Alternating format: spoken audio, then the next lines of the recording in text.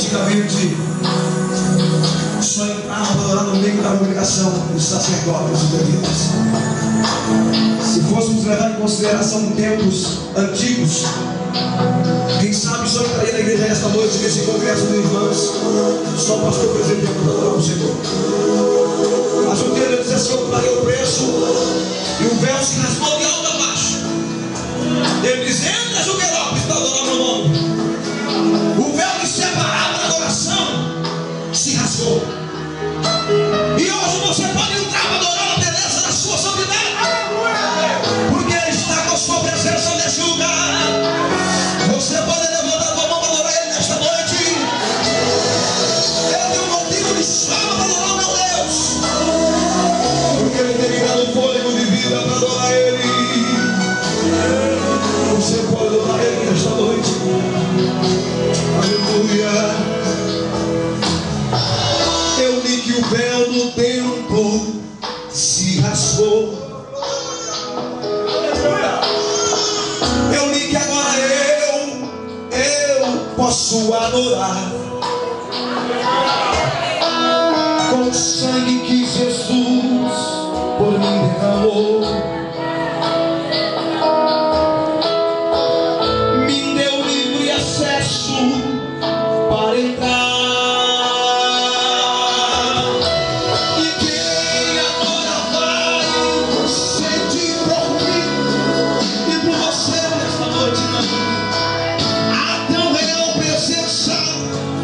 Senhor,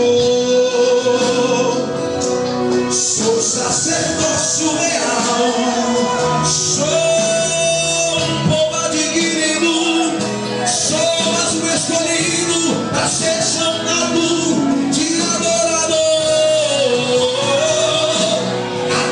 Adorarei,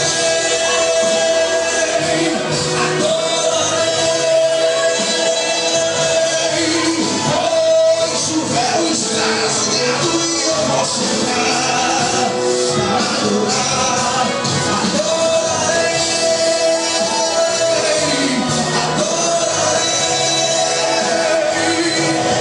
não me interrompa,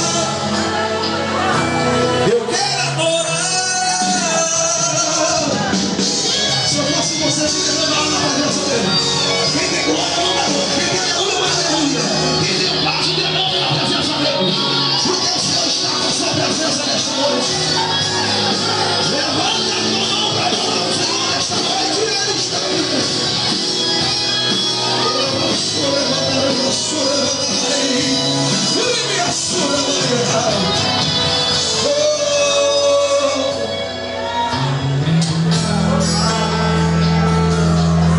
Mesmo chorando, quero adorar, faltando tudo. Eu sei que você adora. Mesmo sofrendo perseguições, lutas, provações, Deus quer que você continue adorando a Ele. Se tu não gosta de barulho,